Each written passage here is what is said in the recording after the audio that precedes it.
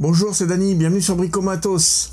Aujourd'hui, on va parler d'un vaste sujet, la sécurité et les EPI. Mais ça sera juste après ça. Avant de démarrer cette vidéo, je vais vous parler de deux choses. Un, la page Facebook. Elle est là pour échanger sur absolument tout. Si vous avez une panne sur une machine, quoi que ce soit, la seule chose que je demande, c'est que vous mettiez une photo du problème ou une photo de la machine en question, ou quelle que soit votre question, illustrez-la, expliquez clairement quel est le problème et n'hésitez surtout pas, c'est important, à mettre des marques, des références et tout ce qui peut aider, aussi bien moi-même que tous ceux qui suivent le sujet, à répondre à la question qui est posée. Deuxième chose, je viens de créer récemment, pour supporter la chaîne et pour l'aider à grandir, et dans une autre mesure, pour faciliter toutes les démos que je peux avoir à faire pour vous, avec les outils que je présente. Deux solutions. En premier lieu, dans le descriptif des vidéos, je vous mets des liens Amazon. Alors j'essaye de faire en sorte que ça soit quand c'est pas cher. Sinon, je vous donne non seulement le lien Amazon, mais aussi un lien Ali, par exemple, pour certains autres objets qu'on trouve de manière identique des deux côtés. Le lien Amazon, vous, ça vous coûte que dalle. C'est comme si vous l'achetiez par vos propres moyens. La seule chose, c'est que ça rapporte quelques centimes à chaque fois, qui vont arriver sur le compte de la chaîne et qui vont m'aider à racheter un peu de matos, des abrasifs, des forêts, des disques à meuler, tout ce qui peut me permettre de faire des démonstrations et d'illustrer correctement la manière d'utiliser les outils que je vous présente. De la même manière, pour étoffer ça, j'ai créé une wishlist Amazon qui permet de rajouter des trucs et d'en enlever au fur et à mesure de manière assez facile. Pour ceux qui ont envie de soutenir la chaîne, j'essaye de pas mettre de trucs chers. S'il y a un truc cher une fois, je sais qu'il va rester, à moins qu'un généreux donateur se sente prêt à le prendre. Mais bon, c'est pas le but du truc. Le but essentiel, c'est toujours le même. Je veux promouvoir toute cette partie test et tout ça avec des matériaux et des petits outils. Alors, les EPI, qu'est-ce que c'est? EPI, ça veut dire équipement de protection individuelle. Donc, on va parler de tout ce qui sert à nous protéger quand on fait une activité, qu'elle soit de loisir ou professionnelle. Dans le monde professionnel, ça fait très longtemps qu'on se préoccupe de la sécurité des personnes. Comme je vois très souvent, il y a une expression qui est courante à ce moment-là, c'est « on vient pas au boulot pour mourir ». Et malheureusement, c'est des choses qui arrivent bien trop souvent. Bien trop souvent. Ça ne devrait jamais arriver. Et c'est pour ça que dans le milieu professionnel, on crée souvent ce qu'on appelle des plans de prévention. Dans un plan de prévention, une entreprise consigne tous les problèmes potentiels de sécurité qu'il peut y avoir sur son site et toutes les interactions qu'il peut y avoir avec les intervenants extérieurs qui viennent sur ce site. Moi, en tant qu'ouvrier, quand je vais chez un de mes clients, j'amène mes problèmes et mes risques chez ce client-là. Toutes ces choses-là sont marquées dessus. Elles sont prises en compte. Et sont marquées aussi tous les risques que cette entreprise me font courir. Un exemple, si c'est une menuiserie, il va être consigné qu'il y a des machines particulières qui potentiellement peuvent me créer un risque. Auquel cas, il est consigné que si je n'ai absolument rien à foutre à côté de ces machines, je n'ai absolument pas le droit de m'en approcher. Des fois, c'est des mesures qui sont très radicales, comme ça, et des fois, c'est des trucs beaucoup plus fins. On interdit à un électricien, par exemple, de monter sur un escabeau pour aller changer une ampoule, parce que, à l'heure actuelle, on estime que les escabeaux commencent à créer plus de problèmes qu'ils n'apportent de solutions. On a des solutions bien meilleures niveau sécurité. Mais bon, on va pas rentrer dans le détail de tous les trucs. Pourquoi est-ce qu'on en est arrivé à ça? On peut voir des fois sur le net plein de photos de situations complètement baroques, pas forcément en France, hein, Mais un gars qui est sur un poteau électrique en plein centre-ville, pieds nus avec des fils de partout, on se dit, mais lui, il cherche les emmerdes. Et il y en a plein, hein. Le gars qui est au 3e étage, il a une planche entre 2 fenêtres comme ça, complètement dans le vide, sans aucune sécurité, en train de repeindre un truc ou de visser un truc sur le mur extérieur. Le plan de prévention, ça a pour but de dire la sécurité des gens, c'est ce qu'il y a de plus important. Et malgré toutes les précautions qu'on peut prendre dans ce domaine, on trouve le moyen encore d'avoir des accidents mortels en entreprise. On va essayer d'amener cette sécurité chez nous. J'attire votre attention sur un truc qui est très important. Le piège, c'est de se sentir trop en sécurité parce qu'on est à la maison. Oh, c'est mon atelier, je le connais par cœur. Non, non, non, pas du tout. Faut pas se dire ça en tête. Faut pas non plus être dans l'excès inverse et ne plus vouloir toucher à rien parce que tout est dangereux. Quand on parle d'outils, de machines-outils, et très souvent en menuiserie d'ailleurs, toute machine peut potentiellement être violente et nous faire du mal. Il ne s'agit pas non plus de se dire je n'utiliserai plus de machine. Même les outils à main peuvent potentiellement nous faire du mal. Et donc on va parler un peu de sécurité, mais pour la sécurité avec les outils, je vais préférer vous en parler au fur et à mesure quand je vous présenterai des outils. Alors loin de moi l'idée de vous dire la bonne utilisation de tel outil c'est celle-là. Je vais plutôt me concentrer sur le fait de dire attention, ne surtout pas faire ça parce que ça c'est dangereux. Telle et telle situation est dangereuse et voilà ce que je vous recommande comme méthode de protection contre les potentiels problèmes qui pourraient arriver. On y passera une petite minute à chaque fois, 2 si vraiment c'est nécessaire une fois, mais ça fera pas partie des trucs chiants d'une vidéo. On va maintenant se concentrer sur le sujet numéro 1 de cette vidéo, c'est les EPI. Donc EPI, équipement de protection individuelle. Ça va être tout ce qui nous sert à éviter de nous faire mal. C'est clair, c'est simple. On va commencer par les pieds parce que c'est le plus facile. Tout le monde connaît la chaussure de sécurité. C'est un incontournable. Une chaussure de sécurité, comment c'est fait ? Vous avez une chaussure. Au bout de cette chaussure, pour éviter l'écrasement des doigts de pied, on met une coque, soit métallique, soit avec les progrès de la science. Maintenant, on a des coques en matériaux composites. C'est ce que j'utilise moi personnellement, professionnellement, parce que ça me permet de passer dans les endroits où il y a des portiques de sécurité avec des détections de métaux. Ça me permet de passer sans avoir à enlever mes godasses. Mais on a d'autres protections aussi sur une chaussure de sécurité. On protège la semelle.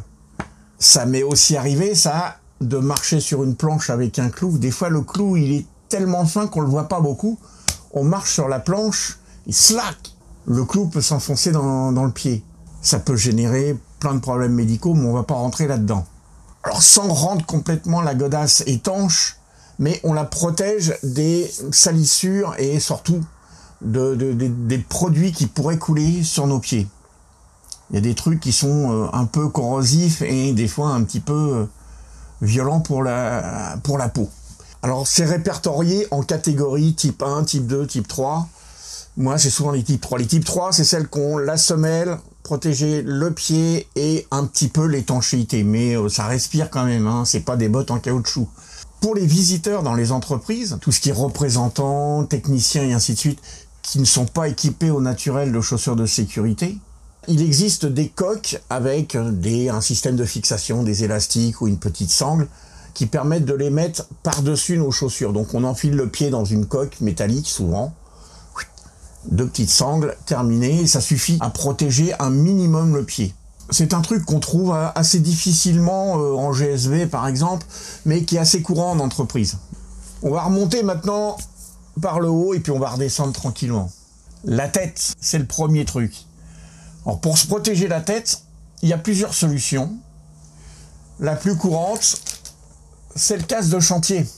Mais il n'y a pas que ça, il existe aussi des casquettes de sécurité. Alors ça, en fait c'est une coque qui épouse la forme de la tête avec une casquette. Donc de loin on dirait une casquette, mais on les reconnaît bien, elles sont bien bombées, ça ressemble un peu à un casque. Ce que j'aime moins dans les casquettes de sécurité, c'est que on n'a plus ce matelas que représente cette partie-là. Vous voyez, Alors ce casque, il est un peu particulier, mais sur les casques de chantier qu'on voit traditionnellement, les casques tout simples, l'espace qu'il y a entre le dessus du casque et ce qui sert notre tête est assez grand, ce qui fait qu'en cas de choc, il y a tout le système de lanière qui amortit le choc, vraiment, hein, que ça soit dessus ou sur les côtés, ce qui fait que même si vous prenez un parpaing sur la tête ou un bastin comme... voilà, je regarde ma mezzanine, je me dis, voilà, quand j'ai monté ma mezzanine, les bastins qui étaient dessus, s'il y en a un qui était tombé, j'avais ce casque. S'il y en avait un qui était tombé, j'aurais senti le coup, mais ça ne m'aurait rien fait parce que tout le casque aurait amorti le choc. Avec une casquette de sécurité, j'aurais pris un bon pain, j'aurais rien eu parce que ça n'aurait pas pu endommager la boîte crânienne, mais le coup, je l'aurais vachement plus senti. C'est un peu ce que je reproche aux casquettes de sécurité, c'est que ça n'amortit pas vraiment le choc. Mais par contre, c'est très solide, hein.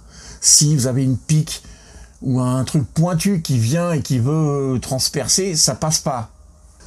Pour la tête, on est à peu près protégé là. En descendant un petit peu, on arrive à nos yeux. Alors ça, c'est quelque chose de très important parce que si t'as plus tes yeux pour aller bosser, ça devient très compliqué. Alors pour se protéger, il n'y a pas 50 solutions. Ça s'appelle les lunettes de sécurité. Il y en a plein de sortes. Celles-là, vous les reconnaîtrez, c'est celles que j'ai eues avec la graffeuse pneumatique. Franchement, elles sont sympas, les branches sont réglables.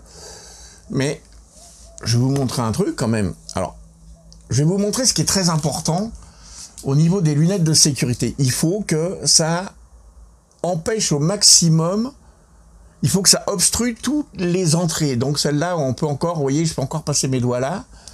Ça protège bien sur le côté ici, si vous voyez.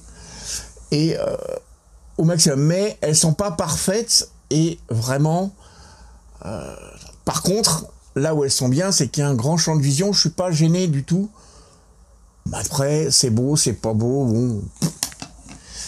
Sinon, vous avez ce type-là, les yeux de mouche, comme j'appelle ça. Alors celles-là, par contre, elles sont top parce qu'elles épousent complètement la forme. Je ne peux plus passer un doigt nulle part.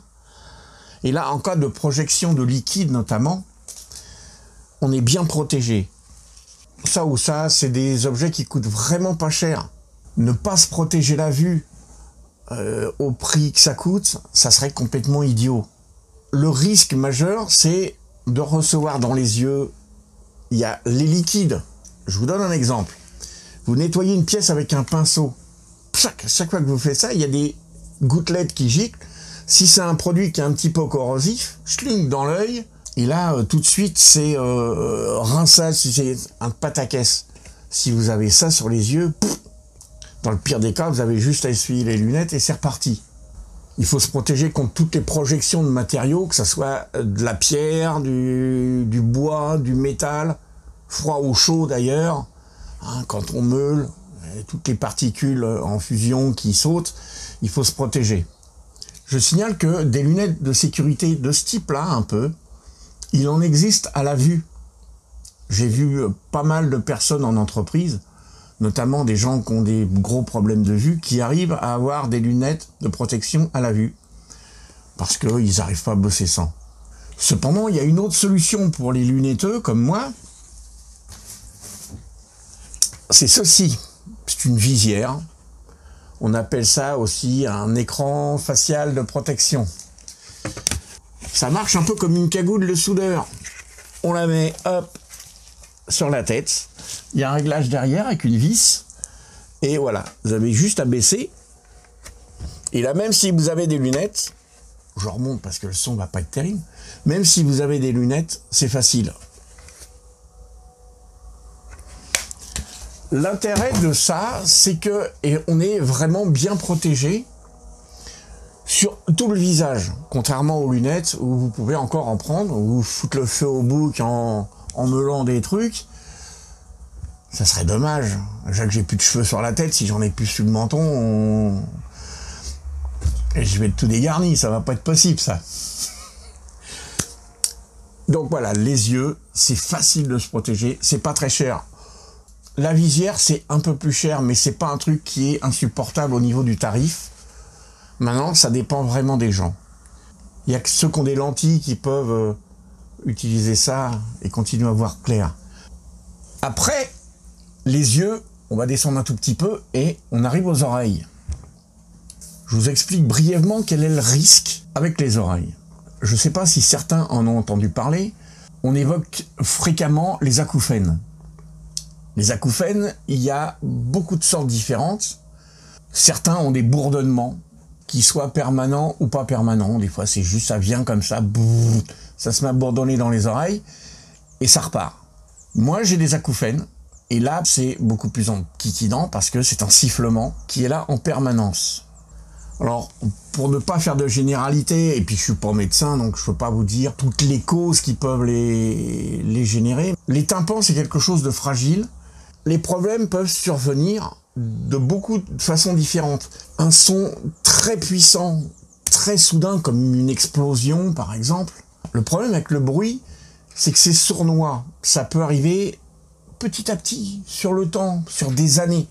On s'en rend pas compte. Quand on est jeune, des fois on se dit « Ah, c'est bien, on va en boîte de nuit, on va à des festivals de techno, de trucs, de machin, et on écoute la musique super fort. » J'ai une petite parenthèse, la musique, c'est pour ça qu'il y a un niveau sonore, même dans nos téléphones. Vous voyez, vous avez la barre de volume qui monte jusqu'à un certain point, et si vous dépassez ce point, votre téléphone vous dit « Attention, t'écoutes trop fort, calmos. » Il y a une raison. Des professionnels de la santé ont établi que, au-delà d'un certain niveau sonore, il me semble que ça doit être 90 décibels, on commençait à rentrer dans une zone non seulement douloureuse, mais en plus une zone de risque.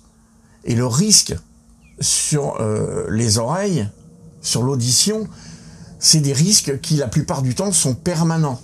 Pour les acouphènes, les miens en tout cas, c'est permanent.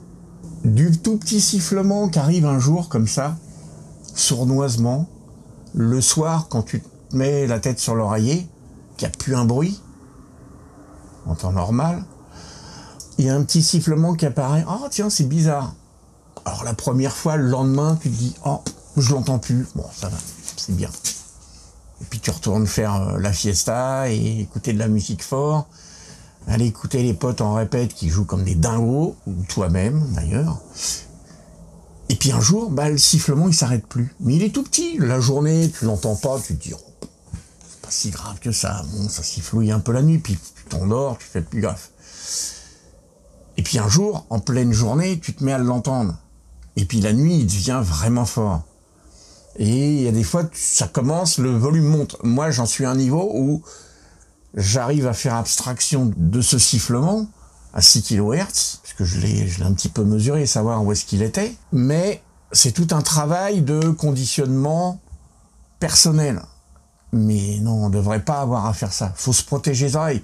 Si effectivement la machine à remonter le temps existait, j'irais me mettre des tartes au moment où je faisais le con, en me dire non, tu fais pas ça. J'ai vu récemment, il y a quelques mois, en regardant les Grands Prix de Formule 1, des gamins qui avaient des casques anti-bruit sur les oreilles. Je me disais, mais c'est génial ça. Bravo les parents qui font ça. Alors les mômes, des fois, ils aiment pas. Ils disent, oh, c'est pas agréable. Oui, c'est chiant en cassant les oreilles. Mais les parents qui ont leur enfant qui est curieux et qui a envie de venir voir papa travailler à l'atelier avec des machines bruyantes, quitte à leur dire, cherche pas à comprendre, petit con, tu mets ça sur tes oreilles, c'est super important. Sérieusement, c'est super important. Soit vous leur interdisez l'accès, soit vous les protégez. C'est vos enfants, ces oreilles, c'est pas à 10 ans qu'il faut commencer à avoir des problèmes d'oreilles. Qu'est-ce qu'on peut faire maintenant pour se protéger les oreilles? Ça part des petits bouchons d'oreilles, des fois on les trouve, à l'entrée des entreprises, avec un distributeur, clac, clac, vous tournez, il y a 1, 2 bouchons qui tombent. On les roule comme ça entre les doigts, clac, on en met un de chaque côté, ça regonfle dans les oreilles. C'est pas mal. Je trouve ça particulièrement désagréable, personnellement, j'aime vraiment pas. C'est pas pratique, c'est pas confortable. Quand tu es dans un environnement où il fait très chaud, t'accumules de la transpiration dedans, non, j'aime pas. Franchement, c'est pas le truc qui me convient du tout. Alors que faire sinon?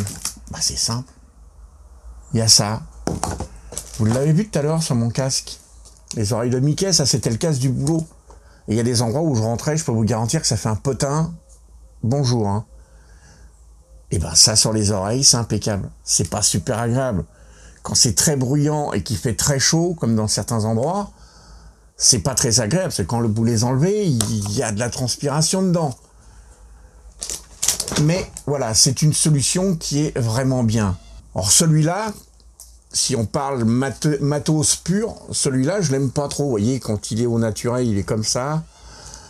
Il serre beaucoup la tête et il n'est pas confortable. Petit conseil, ceux qui n'ont pas encore de protection auditive et qui se disent « Ah, il a pas tort, le vieux, on va aller chez le roi Bricot soin de soin et on va aller s'acheter un casque anti-bruit. » Première chose à faire, si vous avez possibilité, normalement oui, vous le mettez sur votre tête et vous regardez. Je vais essayer de ne pas péter le casque en vous le montrant, voilà. Il faut que vos oreilles rentrent dans le logement ici, de façon à ce que la mousse qui est là vienne bien s'appuyer ici sur le tour de l'oreille.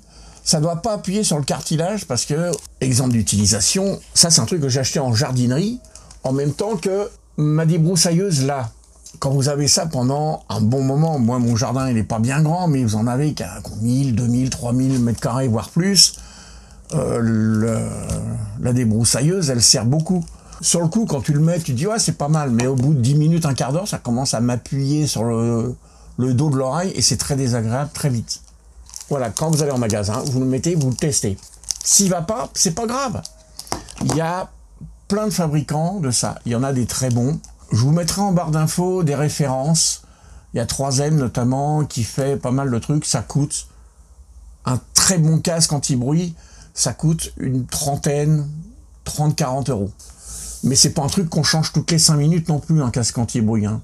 En revanche, il y a un paramètre à prendre en compte qui est très important, je dirais même primordial, sur un casque anti-bruit, c'est le niveau d'affaiblissement du son. Qu'est-ce qu'on demande à un casque anti-bruit? C'est d'atténuer le bruit. Donc, ce paramètre est marqué sur l'emballage, sur la doc, sur un truc. Vous avez moins tant de décibels.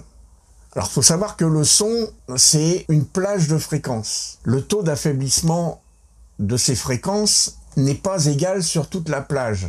On reconnaîtra souvent un bon casque au fait que vous allez avoir plusieurs valeurs. On va vous dire à 200 Hz, on affaiblit de tant de décibels. À 2000 Hz, on affaiblit de tant. En tout cas, je vais vous le mettre là en dessous.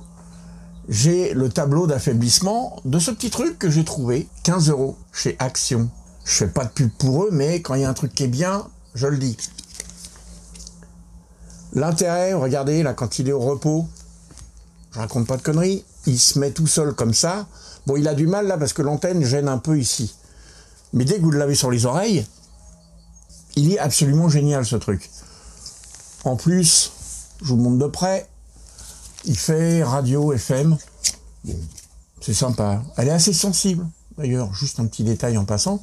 Elle est assez sensible, ça marche bien. Donc niveau radio, il est rigolo, il est pas mal. Il y a 2 piles qu'on met là. Mais le niveau d'affaiblissement est vraiment bon. Faut pas dire une connerie, il me semble que le minimum dans les graves, c'est 21 décibels. 20,9 il me semble. Et au maximum, dans les aigus, on est à plus de 40 décibels. Les aigus, c'est strident. Ça vous pète les oreilles, comme on dit souvent. C'est là où il est le meilleur. C'est ça qu'on demande à un casque anti-bruit. Celui-là est très bon, pas cher. Il va y en avoir des meilleurs sur des marques plus réputées. Si t'as pas les moyens d'aller acheter un 3M à 40 balles, bah t'as celui-là à 15 balles qui est très bien. Pour démarrer, c'est bien. Tu le mets dans un coin. Si un jour tu veux t'acheter un super casque de compétition qui va être un peu plus confortable que celui-là, parce que celui-là, on reste quand même sur des mousses un peu plastoc. Voilà, l'effet, la sensation est très plastoc. Mais il englobe bien les oreilles et franchement, il est efficace. Je vous fais une petite démo de l'efficacité. Vous entendez quand je vous parle, je mets le micro dedans, hop, je vais refermer la boîte à coucou. Et voilà. J'ai pas baissé le volume, hein, pour autant, je parle toujours de la même manière. Vous avez vu le taux d'affaiblissement. Je rouvre. Voilà. On doit avoir ça. Donc, simple. Les oreilles, c'est minimum, c'est des bouchons d'oreilles. Au mieux, le casque anti-bruit. Le désavantage et des bouchons de base et de ce truc-là, c'est que pour les professionnels du son ou de la musique, c'est une cata. Quand vous avez les oreilles là-dedans, ça a un son de merde, mais monstrueux. Pour eux, il y a des spécialistes qui se sont penchés sur le problème. Donc voilà, c'est des bouchons un peu particuliers. Il y a une zone au milieu avec une tresse qui permet de ne pas altérer les fréquences. Donc vous entendez tout extrêmement bien, de la même manière que si vous avez rien, mais en affaibli. C'est absolument génial, mais c'est pas des trucs qui sont faits pour travailler avec. J'entends au marteau-piqueur ou des trucs comme ça. Donc voilà, on arrive au bout des protections auditives. Donc voilà, chacun doit faire selon ce qu'il a et selon ses moyens. Alors pour les pas beaucoup de moyens, c'est ça ma recommandation numéro 1. 15 balles, c'est raisonnable. Alors je jetterai un petit coup d'œil pour les casse-pieds qui se disent « Oui, mais la radio, je m'en fous, je veux du MP3 ». Je crois que ce genre de matériel existe en Bluetooth. Donc, oui, vous pouvez écouter votre MP3. J'en ai même vu avec un écran cristaux liquides qui vous affiche les fréquences pour les radiophiles. Mais faudra pas se plaindre du prix. Hein. On continue. Les yeux, les oreilles, c'est fait. Les poumons maintenant. La protection des voies respiratoires, c'est quelque chose qui est très important. On s'en sert souvent, les peintres, tous ceux qui peignent au pétard le savent. On met pas un masque à la con comme on a en ce moment quand on fait de la peinture au pistolet. Hein, surtout les peintres auto, qui utilisent des solvants dans les peintures, plus que la peinture wireless, qui est de la peinture à l'eau. Pour ça, il n'y a pas 50 solutions. Vous avez soit des masques un peu plus balèzes, donc c'est FFP1, FFP2, FFP3, qui sont principalement des masques anti-poussière. Hein, voilà, quand vous êtes sur un chantier, que vous balayez après avoir pété tous les murs, vous pouvez mettre ce genre de masque, c'est très bien, c'est suffisant, c'est efficace pour ça. Mais quand on commence à poncer, mur, plafond, la girafe sur le placo, c'est une catastrophe, la poussière est extrêmement fine, ça rentre partout. Là, il vous faut un truc extrêmement efficace. Pareil pour le ponçage du bois, entre autres. Hein, c'est vraiment très délicat. Pour ça, il n'y a qu'une solution, c'est ce type de masque. Un masque à cartouche. Là, moi, mes cartouches, elles ont un tampon là pour la poussière et un autre niveau de filtration, souvent à charbon actif et tout, pour les vapeurs de solvant et ainsi de suite, et pour tout ce qui pourrait ne pas être bon. Donc ça, ce masque-là, je peux peindre avec, je peux poncer avec, c'est ce que je voulais prioritairement. La peinture, je vais peut-être pas en faire beaucoup, mais même peindre à la bombe, si vous êtes tout le temps à respirer ça, c'est très mauvais. Donc voilà, ça, c'est un truc que j'ai payé 24 €, il me semble. Je vous mettrai un lien. Hein, c'est une Nazoom. C'est une marque un peu connue, chinoise, mais qui fait des trucs très bien. Alors, ce modèle est un peu la réplique d'un masque 3M. Encore eux. Ils font beaucoup de trucs pour la sécurité. Franchement, c'est une bonne marque. C'est gage de performance et de qualité. Après, sur ce type de masque, ce qu'on demande, c'est que cette partie-là qui est en silicone vienne bien s'appliquer sur votre visage. Si vous sentez que ça fait pas au contact, parce qu'on n'est pas tous pareils, il y en a qui ont des gros pifs, des pifs tout fins, des machins, il faut que ça fasse bien contact. La valve devant, c'est quand on recrache l'air, on n'a pas besoin de le filtrer. Et quand on inspire, on filtre par les deux cartouches qui sont là et là. Ces cartouches sont interchangeables. Donc si le masque est de bonne qualité, vous pouvez le garder longtemps, si vous flinguez pas les lanières. Parce que les élastiques, ils ont un peu le défaut de se bouffer avec la transpiration. L'été, quand il fait chaud et qu'on ponce pendant des heures, les élastiques, ils mangent, hein, et même des grandes marques. Hein. C'est des élastiques, c'est la même chose pour tout le monde. Et là, ça dépend vraiment de notre nature personnelle. Il n'y a pas 50 solutions. C'est ça. Je vais vous montrer ce que c'est qu'un FFP2. Ça, c'est le modèle aplati qui a traîné dans ma poche. Ça, c'est un FFP2. Donc, on en voit souvent au milieu médical parce que c'est un de ceux qui offre la meilleure protection.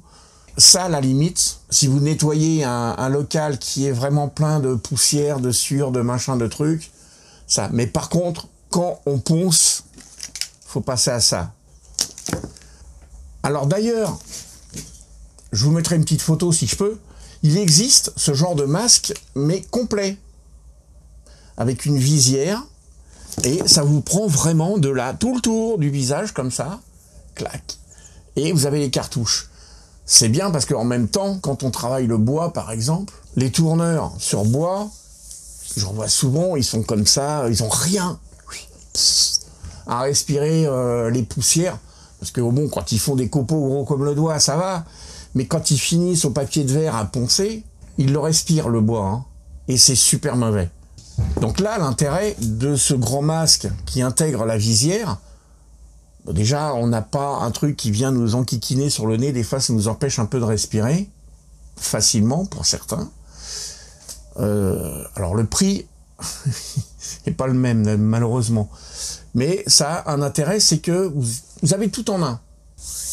Ensuite, et pour finir, on va parler du point le plus complexe, à mon avis, et là où il y a le plus de types de protection différentes, c'est pour nos mains. C'est ce qu'on utilise le plus quand on travaille, et c'est ce qui a le plus besoin d'être protégé, parce que c'est ce qui est le plus proche de tout ce qui a envie de te mordre, et ainsi de suite. Des gants, il y en a des tonnes, pour absolument toutes les spécialités. Faites un peu le tour de tous les métiers, il y a des gants pour tout. Les cuisiniers, les médecins, les maçons, tout corps de métier a son gant, a ses gants des fois. La première chose déjà à savoir quand on veut acheter des gants, c'est quelle taille de papa t'en fais. Pour ça, il n'y a qu'une solution. Alors je vous montre. Ça se mesure ici, en fait. Donc moi, perso, ma méthode, elle est là. On prend le mètre à ruban, parce que j'ai pas un mètre de couturière. Ça serait bien, parce que c'est tellement souple que c'est plus facile. Mais on peut le faire avec un mètre à ruban. On prend comme ça, on fait le tour, comme ça. Et on vient regarder là. On essaye de l'appliquer correctement. On vient regarder là. J'ai 24 cm et des bananes. Je regarderai si je peux vous trouver un tableau et je vous le mettrai là ou peut-être en barre d'infos, je verrai. Les tailles vont de 5 à 15 sur le tableau que j'avais trouvé. Et moi, j'ai 24 cm et un petit peu plus. Pour moi, la taille, c'est 10. Mais bon, des fois 9, ça passe. Parce que 24 cm, c'est la limite entre 9 et 10. Par exemple, ces gants-là, qui sont mes gants de boulot. Si des fois vous trouvez des gants avec les tailles comme on a pour les fringues, là, S, M, L, XL, XXL, 7 c'est S, 8 c'est M, 9 L, 10 XL et 11 XXL. Après les autres, ils n'y ont plus droit. Voilà, donc ça, voilà, vous achetez les gants, la taille est marquée là.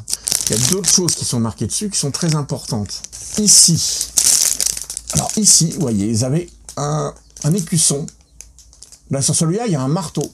Et au-dessus, vous avez un EN quelque chose. C'est la norme.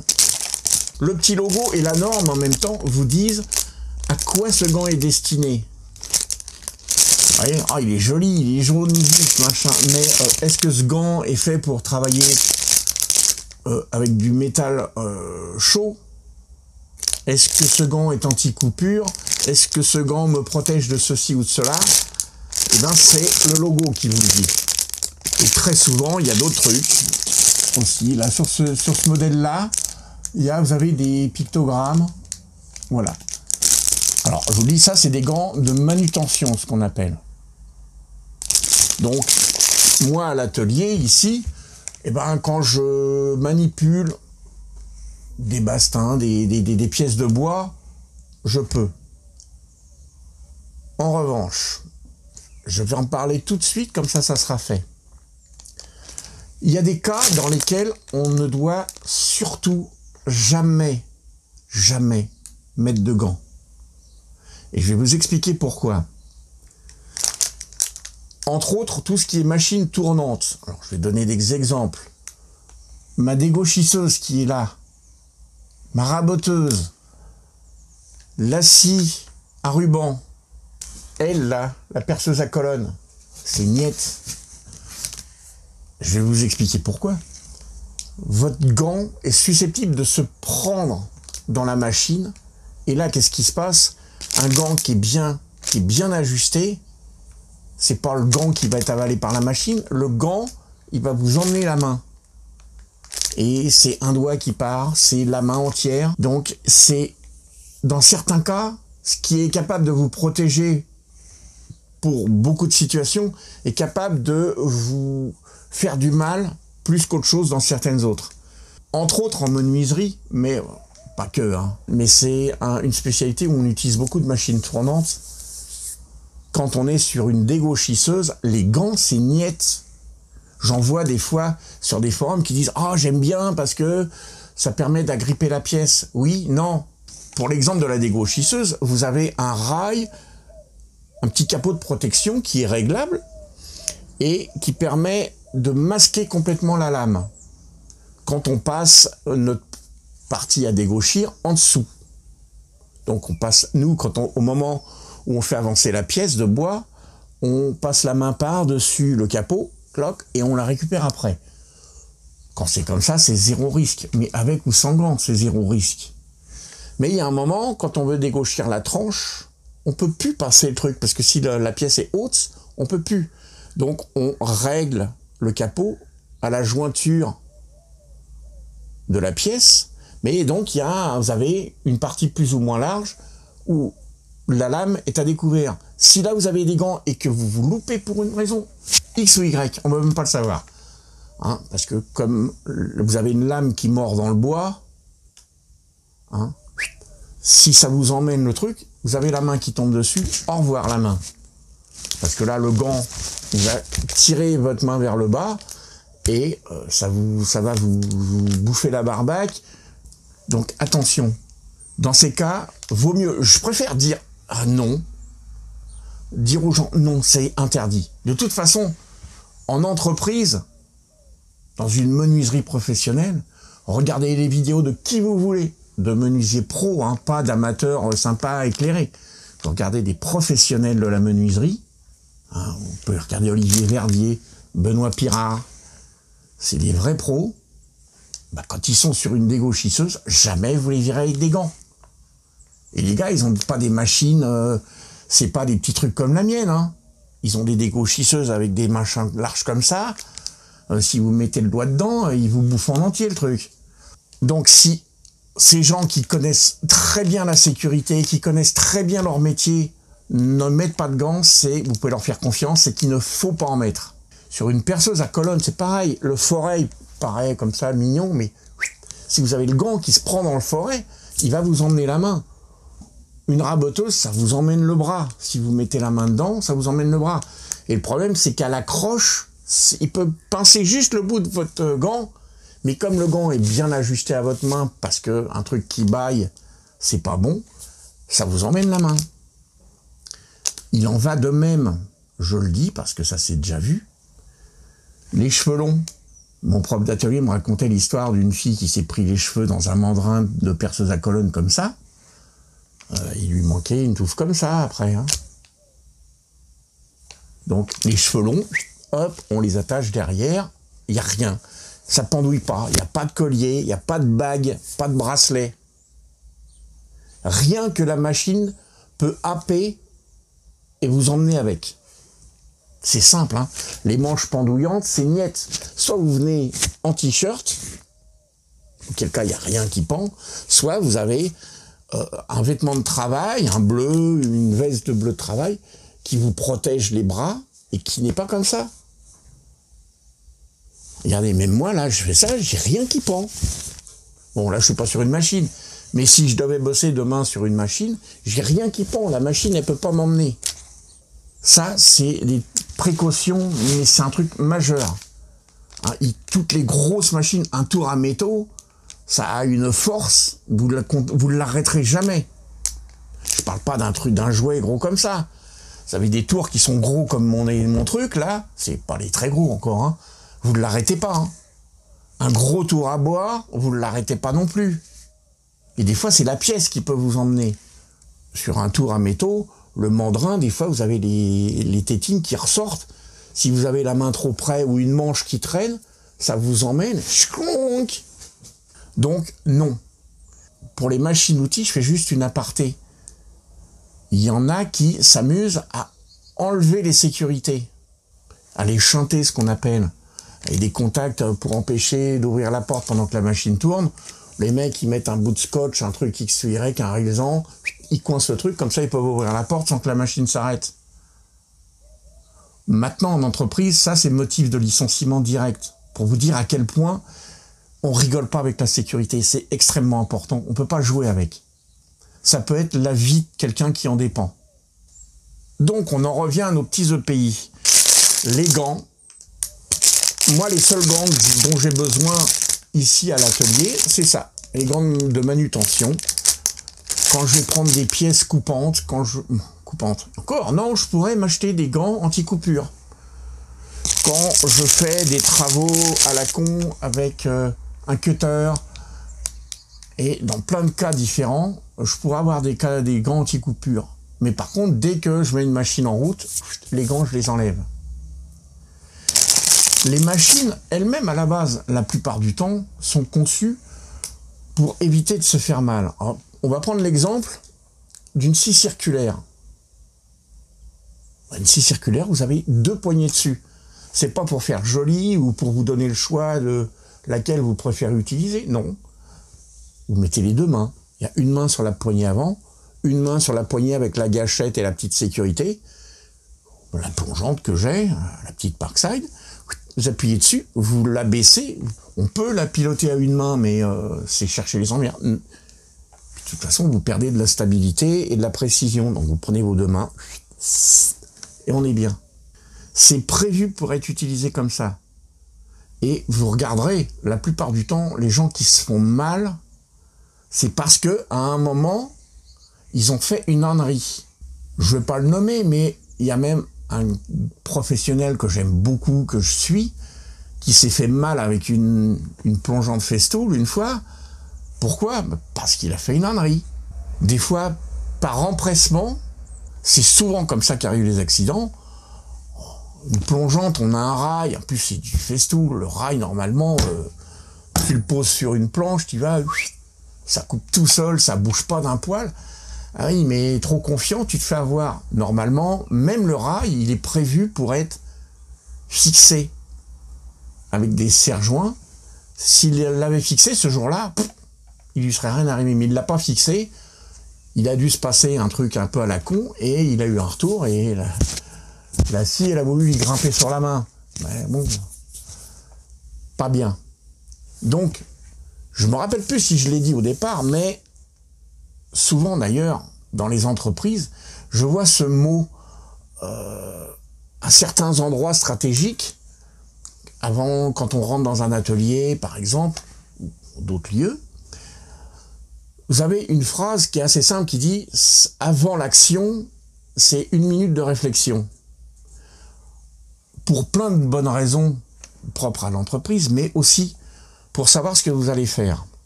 Vous donner un petit exemple simple. Il y a plein de fois, on va se faire avoir, moi ça m'est arrivé, hein, sans jamais aucune conséquence, mais c'est le jour où on fait pas attention qu'on se fait avoir.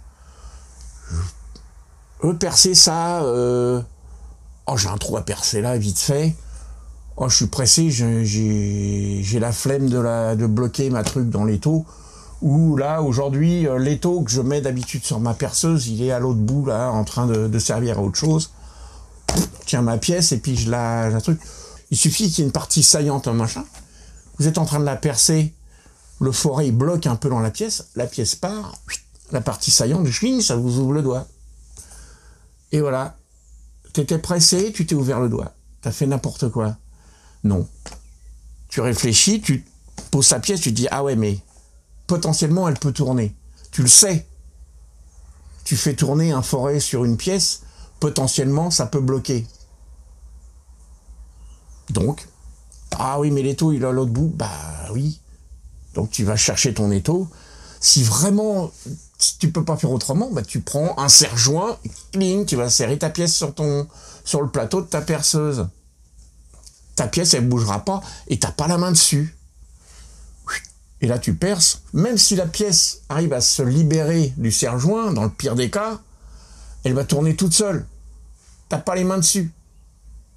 Combien de fois, à SOS Main, les médecins ont vu arriver des gens avec des doigts en moins, des trucs, des tendons coupés et tout, parce que ils prennent une pièce comme ça, ils ont besoin de l'usiner avec, on va dire que c'est un ciseau à bois, un bon ciseau à bois, ça coupe, c'est un rasoir. Hop, hop, hop, ils ont le doigt en face, ils font pas gaffe, ça résiste, ils poussent un peu plus fort, spouing, le truc il rip, et pouf, ça t'emmène le doigt. Mais on l'a tous fait, je l'ai fait avec un saucisson. Regarde, avec le couteau. Oh, putain, c'est mignon. Et tout, le couteau, il rip, et pouf, au revoir. Regardez Top Chef. Il n'y a pas une année de Top Chef sans qu'il y ait un cuistot un peu trop pressé. C'est le jeu qui veut ça aussi. Qui se mette un coup de chlasse. Et les couteaux, là-bas, c'est pas des merdes, hein. Ils sont affûtés. C'est des rasoirs, les trucs. Même Etchebest, il s'est fait avoir. Hein. Mais parce que t'es pressé, t'es sous pression. Tu prends pas le temps, parce que dans ce cas précis, c'est le jeu qui veut ça, tu prends pas le temps de réfléchir. Je suis sûr que quand il est dans sa cuisine, dans son resto, jamais ça arrive, ça. Parce qu'il réfléchit, il fait son truc, il a pas plus le feu au lac, il a tellement l'habitude qu'il sait répartir son temps, il prend son couteau, bon, cloc, cloc, cloc, cloc, cloc, il fait ses découpes propres, il s'en mène pas une main. Parce qu'il a l'habitude, il fait les choses bien en réfléchissant. Nous, à notre atelier, on n'est pas des pros, et ben il faut qu'on fasse pareil. Il faut s'astreindre à faire la même chose. Tu prends une pièce de bois, tu dois l'emmener, tu te dis, comment je fais? Soit je la coince et j'utilise mon ciseau à bois à deux mains comme ça, clac, les mains derrière le coupant. Toujours les mains derrière le coupant, comme ça, pouf, même si je ripe, dans le pire des cas, ça ripait. Mais mes mains, elles sont à l'abri. Les mains, c'est tellement important qu'il faut tout le temps réfléchir. Quand on burine, pourquoi il y a des burins maintenant qui ont des protections larges comme ça au bout du burin? C'est parce que des fois, on a un peu... pas les yeux en face des trous, sping, tu tapes à côté du burin, ça fait mal. Le Gugus qu'on voit en vidéo qui tient une pastèque avec une machette, je vais couper la pastèque. Oui, la main avec. C'est que des conneries comme ça. Faut absolument réfléchir, c'est super important. Entre nos mains et nos pieds, on a nos genoux. Les carreleurs, vous connaissez bien le problème. Moi, j'ai un truc parce que j'ai un bout de ménisque en moins et puis j'ai de l'arthrose dans les genoux, mais il y a un truc que j'utilise beaucoup. C'est ça. C'est génial. Alors celles-là, c'est pas les plus fabuleuses, mais celles-là, c'est des trucs de chez Lidl. Je m'en suis servi pendant des années. Depuis la première fois qu'elles sont sorties chez Lidl, elles sont pas mal. Elles coûtent 6 balles pièce ou 7 balles pièce, à l'époque. Mais elles sont pas mal. Par contre, vous voyez, moi, je la laisse comme ça, je la pose par terre et je mets le genou dedans. Parce qu'elles me conviennent pas bien quand je suis debout, sinon la partie là, elle m'enquiquine et c'est pas pratique. Donc je préfère la poser. Au boulot, c'est ce que je faisais, je l'avais dans le seau, je la posais, clac, je me mettais à genoux devant mon truc et je bossais. Quand vous faites un métier où vous êtes très souvent à genoux, les genoux ils trinquent. Donc protection, c'est ça. Là, on est pareil, on est un peu comme pour les oreilles, on est dans de l'usure petit à petit, très lente, très sournoise. C'est le moment où il est trop tard et que vous avez un ménisque qui est en vrac, ou que vous avez les genoux qui sont complètement bouffés, que vous commencez à avoir très mal. Et quand vous commencez à avoir très mal, c'est que déjà, il y a quelque chose qui s'est passé. Et souvent, c'est trop tard. Donc, on prévoit. Toi qui veux être carreleur, qui est jeune, en pleine forme, tout de suite, tu penses à, même si ça te fait chier. Oh, je dis les carreleurs, je les ai vus des fois avec des patins en mousse et des trucs top moumoute.